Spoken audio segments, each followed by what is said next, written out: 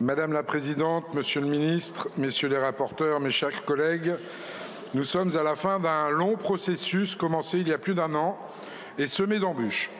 Ce processus a causé du tort à ces deux organismes et à ces agents.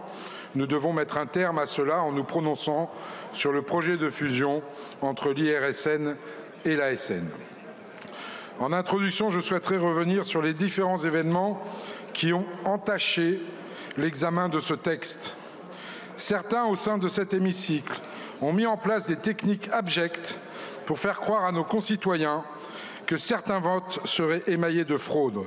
Je ne peux que condamner à la tribune ce comportement, notamment sur les réseaux sociaux, qui jettent en pâture un de leurs collègues pour faire du buzz et qui ont du mal à s'excuser une fois l'erreur commise. J'apporte tout mon soutien à notre collègue menacé.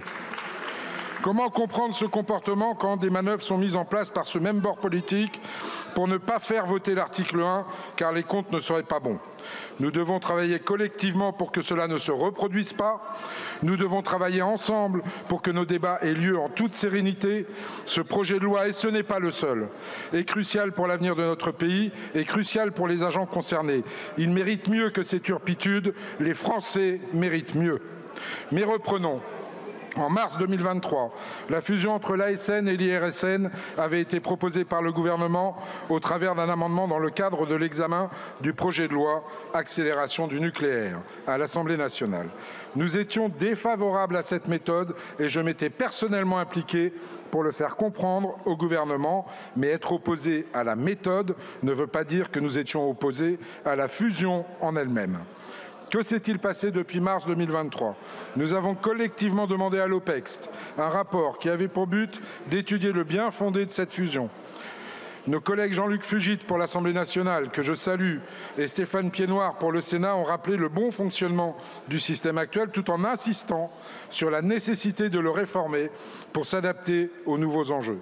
Le rapport recommande de, je cite, regrouper les moyens humains et financiers actuellement alloués au contrôle, à l'expertise et à la recherche en sûreté nucléaire et en radioprotection afin que ceux-ci relèvent à l'avenir d'une structure unique et indépendante. Ce projet de loi reprend les propositions du rapport de l'OPEXT, rapport parlementaire, je le rappelle.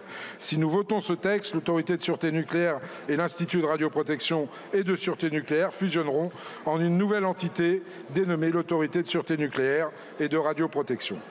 La nouvelle entité, l'ASRN, sera chargée du contrôle, de l'instruction des dossiers de sûreté et de la radioprotection dans toutes ses composantes, à l'exception des missions de la direction de l'expertise nucléaire de défense de l'IRSN qui seront transférées à un service du ministère de la Défense, mais dont les agents resteront situés sur le site de l'IRSN et les activités de dosimétrie passive qui seront transférées à une filiale du CEA, puisque ces dernières relevant d'une activité commerciale ne peuvent être exercées par une autorité administrative indépendante. Supprimé en commission, nous avons établi en séance l'article 1er, pierre angulaire du projet gouvernemental, avec des arguments qui, je vous l'avoue, me laissent pantois. Comment accuser le gouvernement de vouloir remettre en cause la sûreté de nos installations nucléaires? Je comprends les réticences des syndicats et de certains d'entre vous opposés de bonne foi à ce projet. Je reste tout de même étonné de voir les fossoyeurs du nucléaire à ma gauche se présenter aujourd'hui comme ses défenseurs.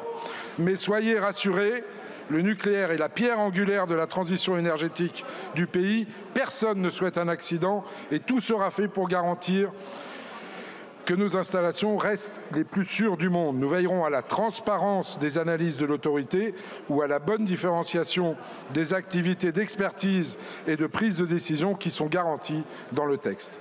Cette fusion a un unique but, simplifier la sûreté nucléaire dans le pays pour être prêt à accompagner les innovations dans le secteur ces prochaines années. L'ASNR permettra de concentrer les talents de la sûreté nucléaire, facilitera le travail de ses agents, permettra à ces derniers de se concentrer sur les enjeux de sûreté et de radioprotection plutôt que de se focaliser sur les tâches administratives.